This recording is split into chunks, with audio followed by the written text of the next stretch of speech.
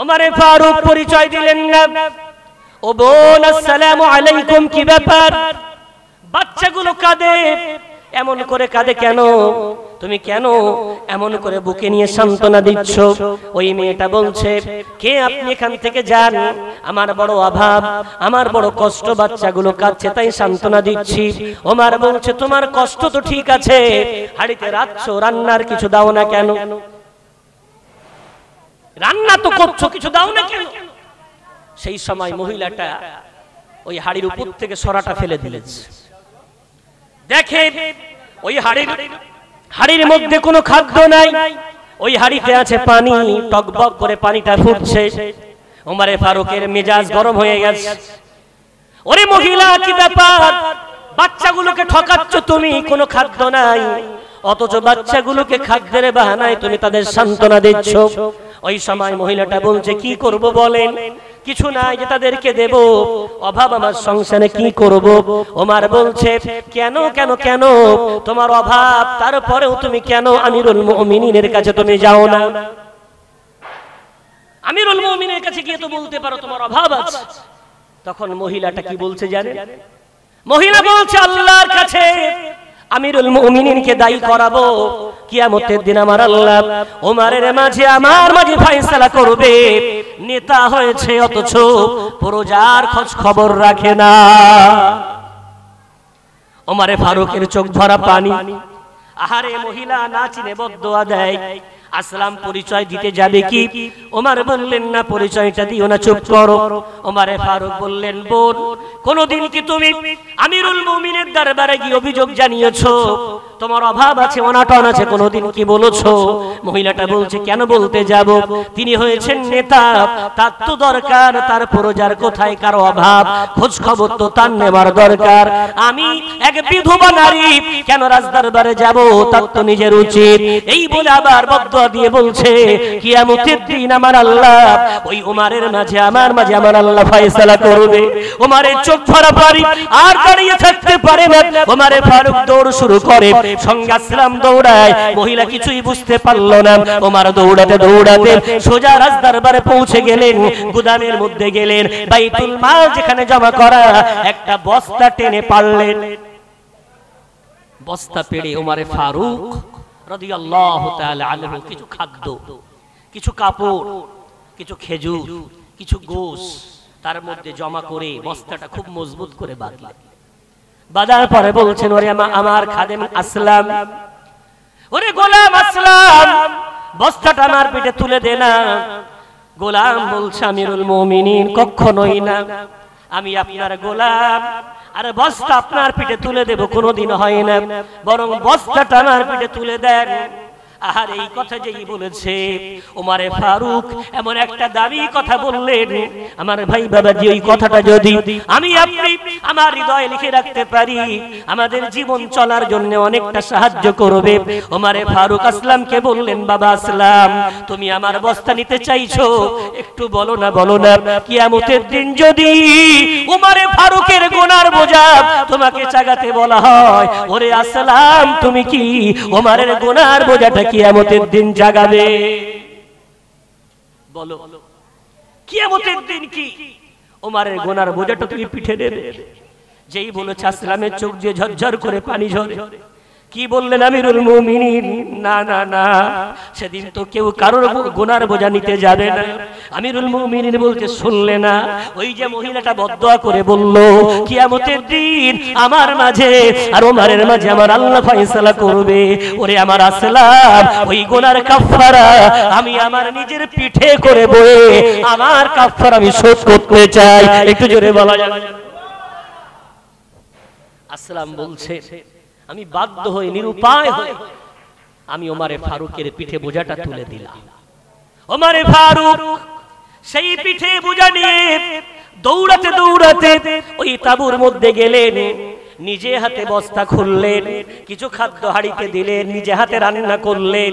বাচ্চাগুলোকে যখন নিজের কোলে বসে খাওয়াচ্ছে, মহিলাটা তাঁবুর এক কোনায় বসে বসে বলছে, তোমার মতো ব্যক্তির আমিরুল মুমিনিন হওয়ার দরকার ছিল।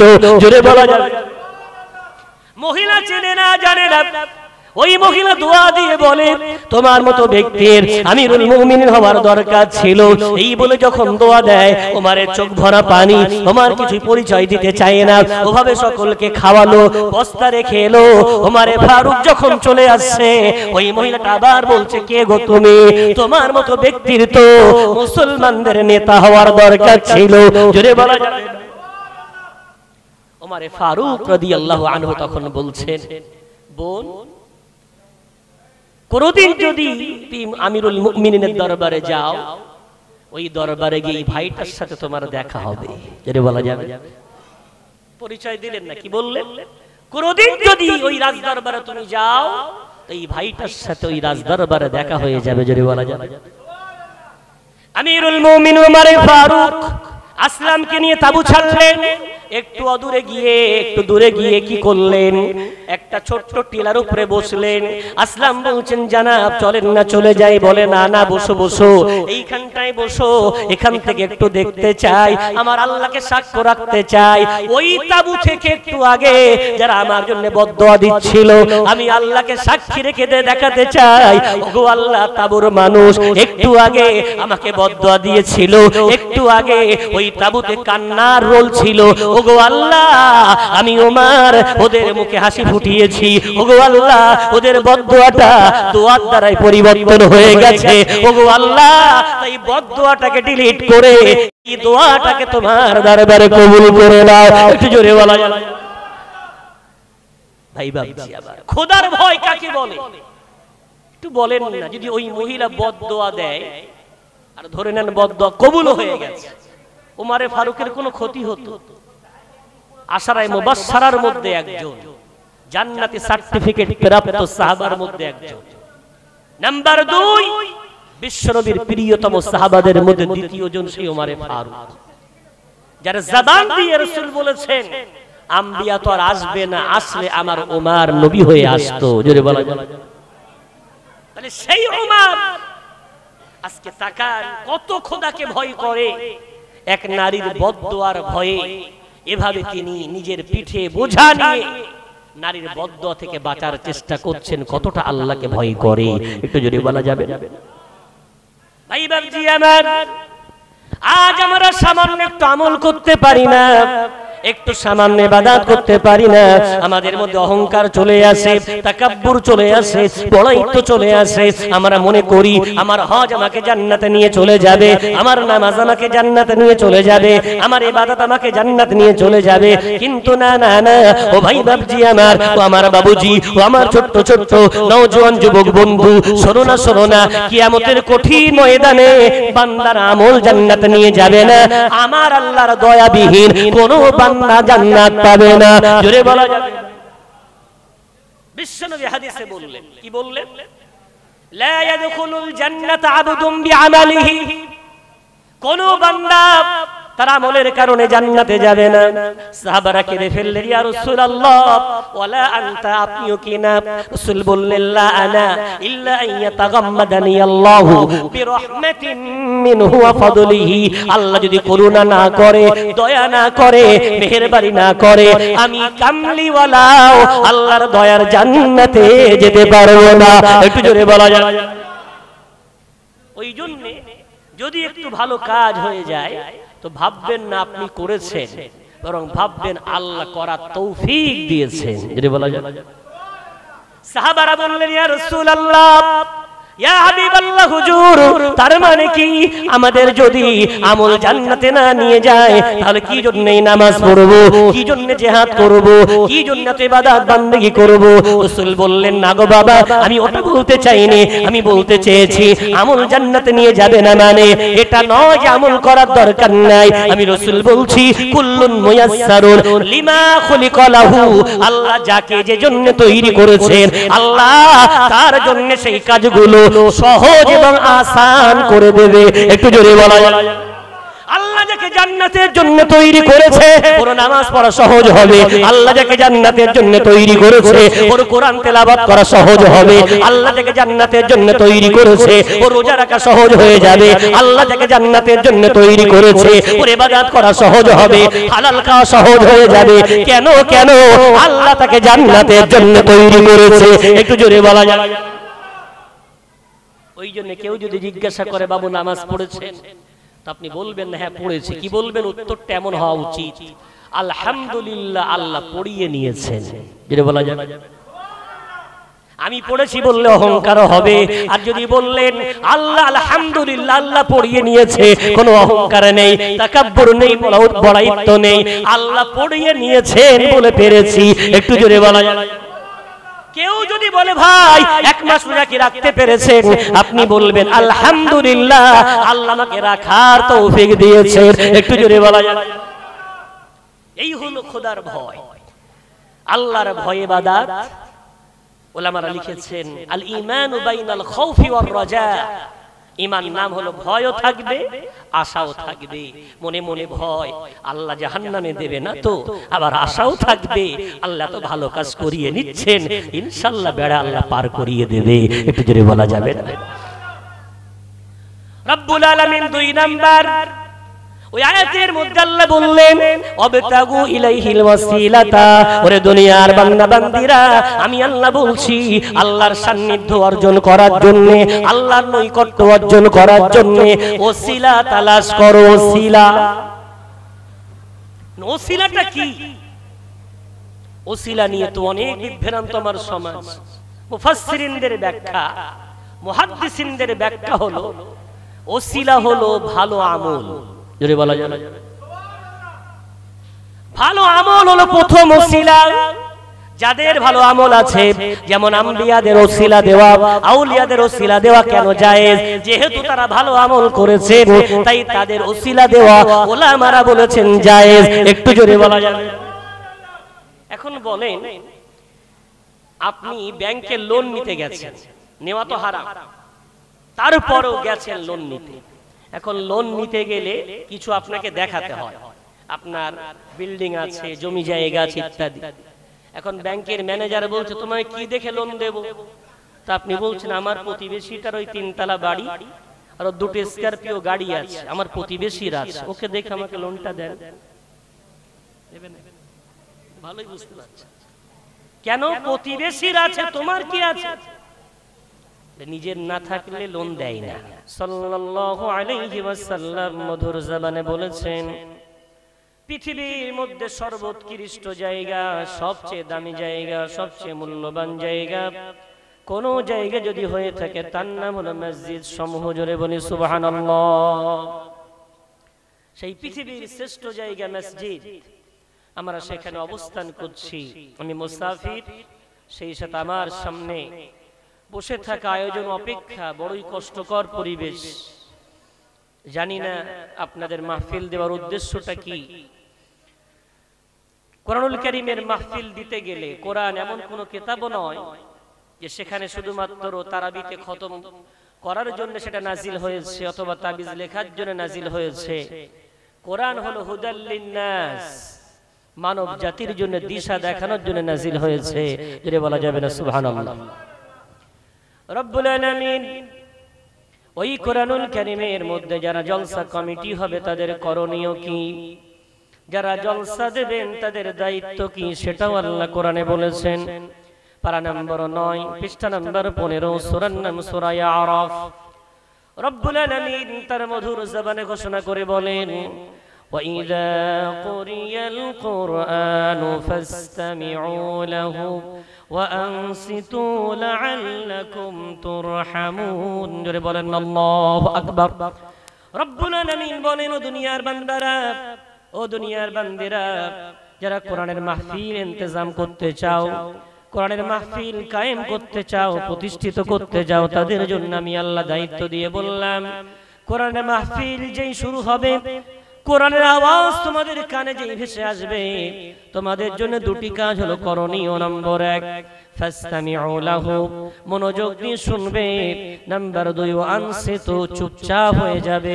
দুটো কাজ যদি করতে পারো, কথা দিলাম তোমাদের উপরে আমি আল্লাহ আমার রহমত নাযিল করে দেব। জোরে বলা যাবে না? দুটি কাজ যদি করতে পারো, আমি আল্লাহ রহমত দেব।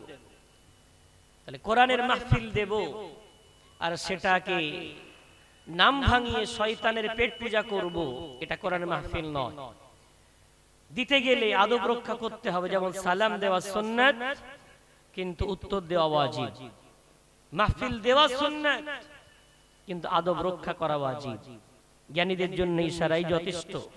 তো এই প্রথমেই যারা এসেছেন, এই ছড়িয়ে না থেকে, আজ পৃথিবীতে মুসলমান মার খাচ্ছে এই ছত্রভঙ্গ হওয়ার জন্য। গোটা পৃথিবীতে আজকে আমরা লাঞ্ছিত, অবহেলিত, আমরা নিষ্পেষিত, নির্যাতিত একটাই কারণে, আমরা ছত্রভঙ্গ।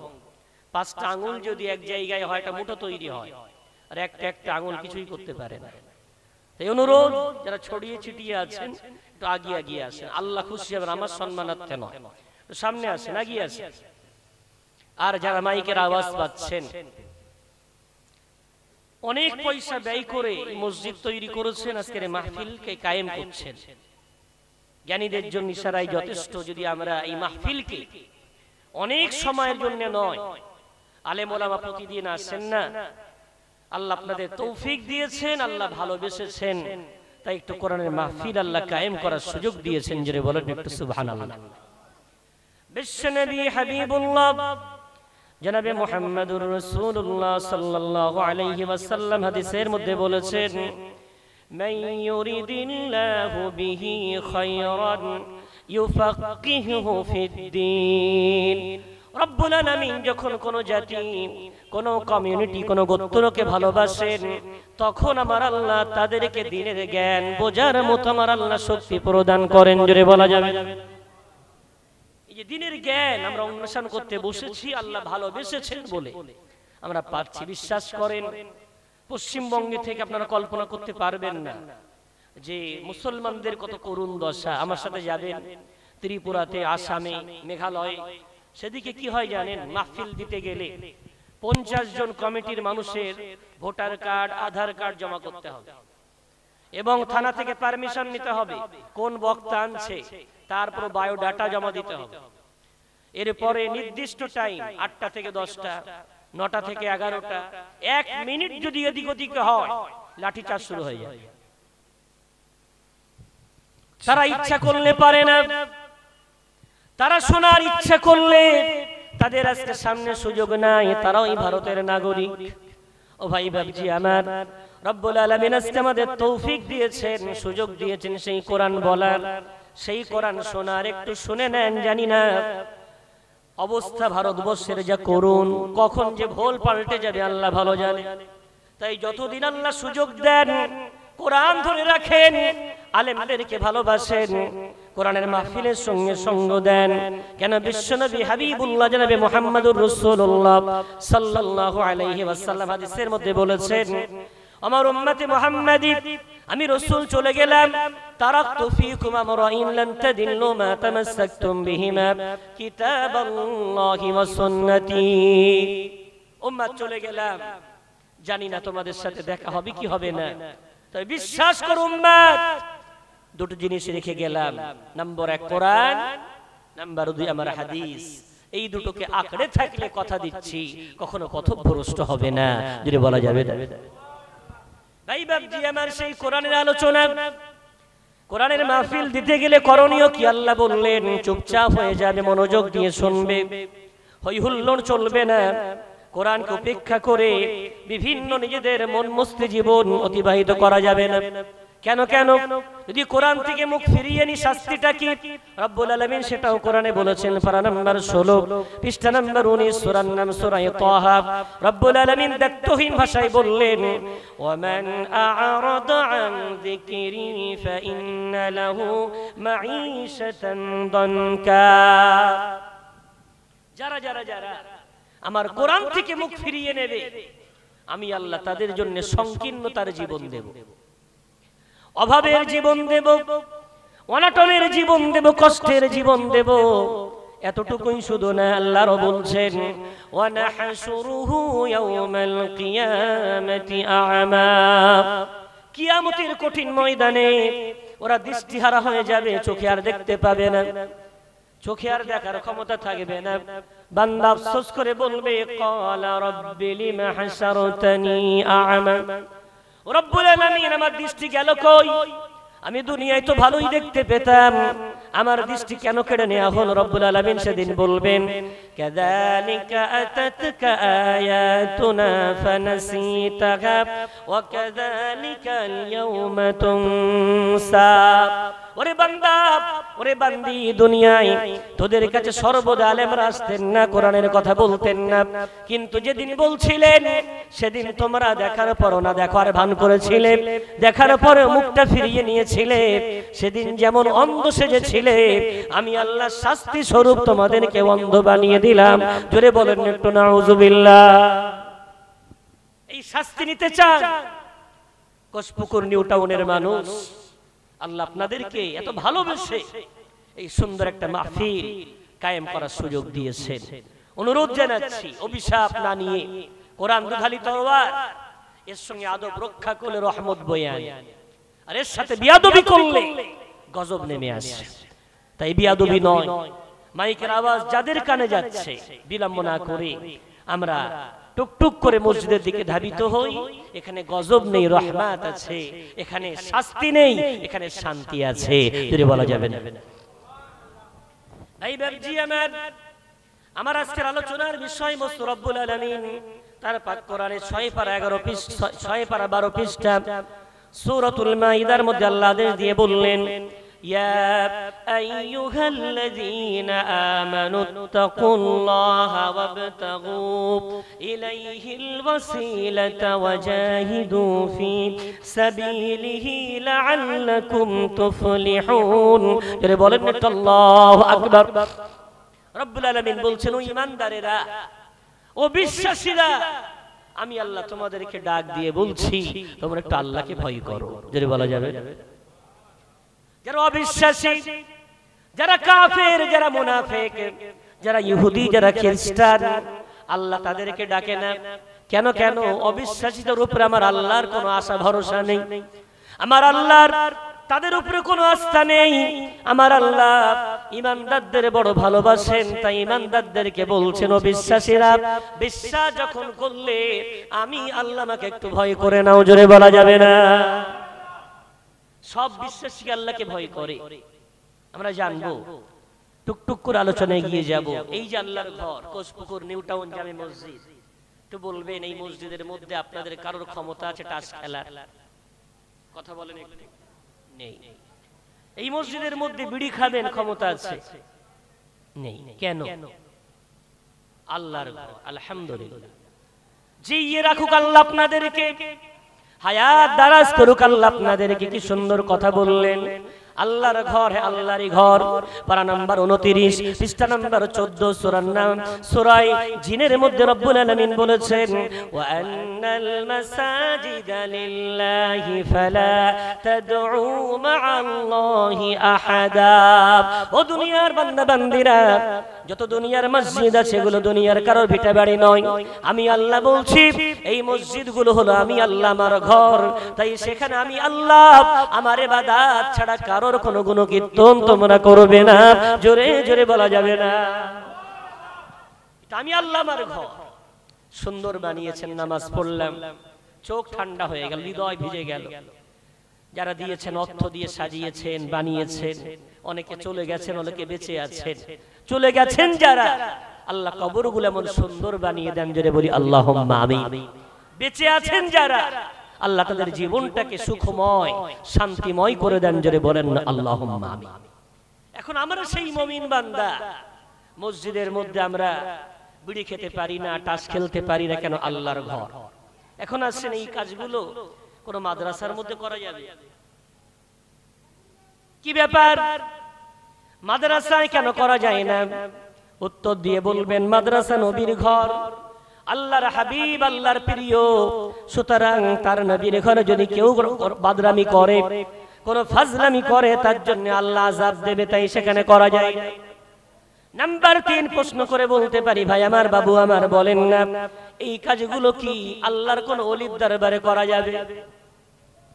যাবে না। কেন? ওলি আল্লাহর বন্ধু, তাই সেখানে করলে আল্লাহ নারাজ হবে। ঠিক আছে, আমি মেনেই নিলাম। আল্লাহর ঘরে করলাম না, আল্লাহ দেখতে পাই তাই। নবীর ঘরে করলাম না, আল্লাহর প্রিয় রাসূল মুহাম্মদ আরবির ভালোবাসায় আল্লাহর ওলিদের দরবারে করলাম না, আল্লাহ নারাজ হবেন তাই। এখন একটু বলেন না, এই কাজগুলো মসজিদের মধ্যে করা যায় না, মসজিদের বাইরে করা যাবে তো? আমার মুসলমান ভাই বাবাজি, হ্যাঁ হ্যাঁ হ্যাঁ, আমার সমাজে এক দুজন নয়, প্রচুর এমন বিশ্বাসী আছে আল্লাহর ঘরে তো লাজ রাখে, নবীর কারখানার লাজ রাখে, আল্লাহর ওলিদের কবরের মর্যাদা রাখে। এই কাজগুলো এই জায়গায় করে না, তাদের বিশ্বাস এই জায়গাগুলোতে এই কাজগুলো করলে আমার আল্লাহ দেখতে পাই। এর বাইরে করলে কি আল্লাহ দেখতে পাই না? ও ভাই বাবজি আমার, মসজিদের বাইরে করলে কি আল্লাহ দেখতে পাই না? মাদ্রাসার বাইরে করলে কি আল্লাহ দেখতে পাই না? আল্লাহর ওলিদের খানকার বাইরে গেলে কি আল্লাহ দেখতে পাই না? আল্লাহ যদি সর্ব জায়গায় দেখতে পায়, ওই বিশ্বাস যদি আল্লাহর উপর আমাদের থাকে, এই বিচারিতা কেন, এই মুনাফিকি কেন, যে কাজগুলো মসজিদের মধ্যে করি না ওই কাজগুলো মসজিদের বাইরে কেন করি? ও ভাই বাবজি আমার, যেই দিন থেকে আমাদের ঈমান ওই জায়গায় পৌঁছে যাবে যে কাজগুলো আল্লাহর ঘরে করতে পাচ্ছি না, আল্লাহর ঘরের বাইরেও করতে পারবো না, সেই দিন থেকে আমার আপনার নামের আগে লেখা হবে মুত্তাকি মুত্তাকি মুত্তাকি। জোরে জোরে বলা যাবে না? বলেন না সুবহানাল্লাহি বিহামদিহি। ওই দিন থেকে আমি আপনি হতে পারবো খোদা ভীরু, ওই দিন থেকে আমি আপনি হব তাকওয়া অর্জনকারী। আল্লাহর ভয় প্রকৃতপক্ষে ওই দিনই এসেছে। কিন্তু যেদিন থেকে এই দ্বিচারিতা থাকবে, কিছু কাজ আল্লাহর ঘরে করি না, আল্লাহর ঘরের বাইরে করি। আম্মাজান মা বোন দেখবেন যে আজান দেয় মসজিদে, আল্লাহু আকবার আল্লাহু আকবার, আজান সঙ্গে সঙ্গে আম্মাজান মা বোন মাথার ওন্না ঠিক করে, আপনাদের দিয়ে করে, আলেম যায় তাড়াতাড়ি করে গায়ের ওন্না ঠিক করে। ও আম্মাজান মা বোন, আপনাদেরকে এই বিশ্বাস, আজান দিলে আল্লাহ দেখতে পায়, আলেম গেলে আল্লাহ দেখতে পান, বাকি সময় দেখতে পান না। ও আম্মা জান মা বোন, যেদিন থেকে এই বিশ্বাস চলে আসবে, আজান হোক বা নাই হোক, আলেম যাক বা নাই যাক, রব্বুল আলামিন দেখতে পান, ওই দিন থেকে আপনাদের নামের আগে লিখে দেওয়া হবে মুত্তাকি। আপনারা হয়ে যাবেন খোদা ভীরু, আল্লাহর বান্দা। জোরে বলা যাবে না? আল্লাহ ওই জন্য ডাক দিল, ও বিশ্বাসীরা, যারা কাফের ওদের কথা বাদ দাও, বিশ্বাস যখন করলে আমি আল্লাহ আমাকে ভয় করো, কি লাভ হবে? রব্বুল আলামিন লাভটাও বলে দিলেন। পারা নম্বর 4 পৃষ্ঠা নম্বর 6 সূরার নাম সূরা আলে ইমরান। রব্বুল আলামিন কি সুন্দর করে বলছেন, ওয়াসারিউ ইলা মাগফিরাতিন মির রাব্বিকুম ওয়া জান্নাতিন আরদুহাস সামাওয়াতু ওয়াল আরদু উইদ্দাত লিল মুত্তাকিন। জোরে বলেন আল্লাহু আকবার। রব্বুল আলামিন বলছেন, ও দুনিয়ার বান্দা বান্দীরা, অতি দ্রুত দ্রুত তোমরা আল্লাহর মাগফিরাতের দিকে দৌড়াও এবং সেই জান্নাত অন্বেষণ করার জন্য দৌড়াও, যে জান্নাতের প্রশস্ততা হলো এই দুনিয়া এবং আসমানের মাঝে যে ব্যবধান আছে তার চেয়ে অনেক গুণে বড়। এবং আল্লাহ পাক রব্বুল আলামিন ওই জান্নাতটা দুনিয়ার কারোর জন্য নয়, ওই জান্নাতটা আমার আল্লাহ মুত্তাকিনদের জন্য তৈরি করেছে। জোরে বলা যাবে না? বলেন না সুবহানাল্লাহি বিহামদিহি। জান্নাতটা তৈরি হয়েছে কাদের জন্য? মুত্তাকিনদের জন্য। ভাই বাবজি, আজ আমার সমাজ, একটু আগেই বললাম না, মুসলমান মার খাচ্ছে, এই যে আমাদের এই ছত্রভঙ্গতার কারণে। আমাদের গর্ব আমি এই পন্থী ওই পন্থী। আরে ভাই, কোন পন্থী জান্নাতে নিয়ে যাবে না, জান্নাতে নিয়ে যাবে হলো তাকওয়া, খোদার ভয়। একটু জোরে বলা যাবে? ভাই বাবজি আমার, জানি না কতটা বোঝাতে পারবো, চেষ্টা করছি। খোদার ভয় কেমন ছিল দেখেন। এক সাহাবার নাম বলি কেন, সাহাবারাই হলো আমাদের আইডিয়াল। জোরে বলা যাবে না? সাহাবার আমাদের নমুনা, সাহাবার আমাদের আদর্শ। তারপরে তাবিঈন, আইম্মায়ে মুতাকাদ্দিমিন, আইম্মায়ে মুতাআখিরিন, তারপরে আল্লাহর ওলিরা, এনারা হলেন আমাদের জন্য আদর্শ। জোরে বলা যাবে? বর্তমান যুগে অনেকগুলো ফিতনা, তার মধ্যে একটা ফিতনা কিছু ইউটিউবার বক্তা উঠেছে, সমাজ তাদের নেয় না। ওরা অনলাইনে এসে 2-1 মিনিট করে বক্তব্য রেখে বলে এটা বেদাত, ওটা বেদাত, এটা না জায়েজ, ওটা না জায়েজ। বলেন একটা সময় আমার সমাজ, আমার যুবক ভাইয়েরা কি সুন্দর মাথায় টুপি দিয়ে মসজিদে আসতো, নামাজ আদায় করত, সালাম ফেরানোর পরে হাত তুলে মোনাজাত আল্লাহর কাছে করত। হ্যাঁ, কেন কেন? পূর্বের ওলিরা, পূর্বের আলেমরা তাদেরকে বুঝিয়েছিল এটাই হলো সহি রাস্তা, এটা হলো সঠিক পথ, এটাই হলো সিরাতে মুস্তাকিমের পথ। কিন্তু আমার সমাজ, আমার যুব সমাজ আজ বিভ্রান্ত। কেন কেন কেন? এদের কাছে আজ কোরআন নাই, এদের কাছে আছে এখন অ্যান্ড্রয়েড মোবাইল। এরা গুগল মুফতিকে সার্চ দেয়, কোরআন মুফতির কাছে নয়। আল্লাহ বলেছে কোরআনকে জিজ্ঞাসা করো, কোরআন তিবয়ানাল লিকুল্লি শাই, সবকিছু খুলে খুলে বলে দেবে। যেটা বলা যাবে এই জাতি কোরআন হারিয়ে ফেলেছে। এখন কোরআন হারিয়ে ফেলে গুগলে সার্চ দেয় দোয়া করা কি, বলে বেদাত। কোন বক্তা বলেছো? অমুক বক্তা, লম্বা টুপি, এইসা চেহারা, অমুক তমুক। আহারে আহারে, বলে পীরপন্থী বেদাতি। আহারে আহারে, মাথায় টুপি দেওয়া বেদাত। ওরা শরীয়ত জানে না, ওরা কোরআন জানে না, ওরা হাদিস জানে না। আমি আব্দুল কাইয়ুম আপনাদের মাঝে ওপেন চ্যালেঞ্জ করে যাচ্ছি, ওই কোরআনটা তোলেন না। একদম প্রথম সূরা, সূরাটার নাম হলো সূরা ফাতিহা। রব্বুল আলামিন বলছেন, ওরে বান্দা আমার কাছে দোয়া চাইবে, এভাবে দোয়া চাও, ইহদিনাস সিরাতাল মুস্তাকিম সিরাতাল লাযিনা আন'আমতা আলাইহিম। ওগো আল্লাহ আমাকে সিরাতে মুস্তাকিম দেখিয়ে দাও। আল্লাহ বলছে ভাবে বলো, সিরাতে মুস্তাকিম বলতে আল্লাহ তাদের পথে পরিচালিত করো যাদের উপরে আল্লাহ তুমি নিয়ামত প্রদান করেছো। একটু জোরে বলা যায়, যাদের উপরে নিয়ামত দিয়েছো তাদের রাস্তায় আমাদেরকে পরিচালিত করো। তাহলে নিয়ামত প্রাপ্ত বান্দা যারা, তাদের রাস্তায় চলার আদেশ কে দিয়েছে? এই না তুমি বললে পীর মানা বেদাত, এই না তুমি বললে ওলামাদেরকে মানা বেদাত, এই না তুমি বললে ইমামদের মানা যাবে না। তুমি কোরআন জানো না বাবু, একটু কোরআনটা মোতালা করে নাও, ওই কোরআনটা আঁকড়ে ধরে নাও, তুমি উত্তর পেয়ে যাবে। ও ভাই বাবজি, ওই কোরআনের দ্বিতীয় পারা, প্রথম পারা, দ্বিতীয় পৃষ্ঠা সূরা বাকারার মধ্যে আল্লাহ বলছেন, আমিনু কামা আমানান নাস। ওরে বিশ্বাসী বান্দা বান্দীরা, ঈমান যদি আনতে হয় ওই মানুষের মতো ঈমান আনো যারা আমার তরফ থেকে ঈমানের সার্টিফিকেট পেয়ে গেছে। জোরে বলা যাবে। গোটা মুফাসসিরিন ইবনে কাসির রাহমাতুল্লাহ আলাইহি থেকে শুরু করে প্রত্যেকটা মুফাসসিরিন বলেছেন এখানে আমিনু কামা আমানান নাস, এই নাস বলতে বলা হয়েছে ঈমান আনো যেমন ঈমান সাহাবারা এনেছিলেন। একটু জোরে বলা যাবে। সাহাবাদের ঈমান রব্বুল আলামিন গ্যারান্টি করে দিয়েছেন, সাহাবাদের ঈমানকে আমার আল্লাহ কবুল করে নিয়েছেন। পারা নম্বর 28, পৃষ্ঠা নম্বর 4, সূরার নাম সূরা মুজাদালা। রব্বুল আলামিন বলেছেন, রাদিয়াল্লাহু আনহুম ওয়া রাদু আনহু। তারা এমন ঈমান এনেছে আমার আল্লাহ তাদের উপরে রাজি, খুশি, আর তারা আমার আল্লাহর নিয়ামত পেয়ে খুশি। একটু জোরে বলা যাবে। তাহলে তাকওয়া শিখবো কাদের কাছ থেকে? সাহাবাদের কাছ থেকে। চলেন সেই সাহাবাদের মধ্যে একটা উজ্জ্বল নাম ওমরে ফারুক রাদিয়াল্লাহু তাআলা আনহু। চেনেন না সবাই? সাহাবাদের নাম শুনলে একটু রাদিয়াল্লাহু আনহু বলবেন। আমাদের বাঙালিদের একটা বদ অভ্যাস আছে, সেটা কি জানেন?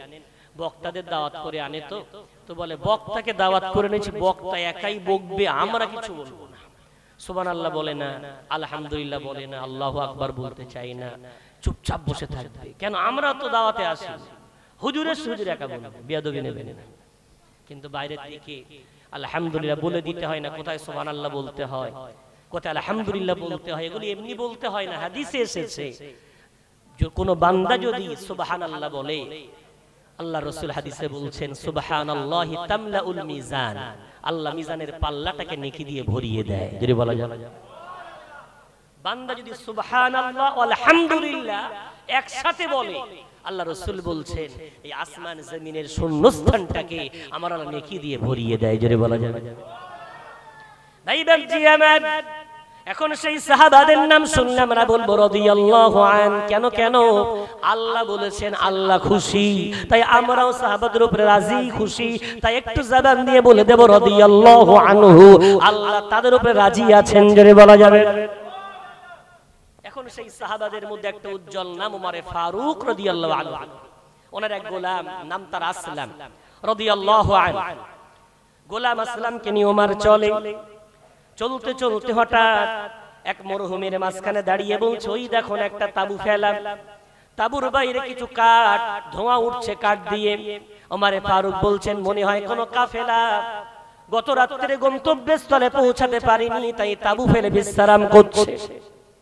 পূর্বের জামানায় কি হতো, অনেক দূরে যখন মানুষ উটের সাথে ঘোড়ার সাথে সফর করত, তো জায়গায় না পৌঁছাতে পারলে মরুভূমিতে তাবু ফেলে বাইরে আগুন জ্বালাত, যাতে করে কোনো আক্রমণ না হয়।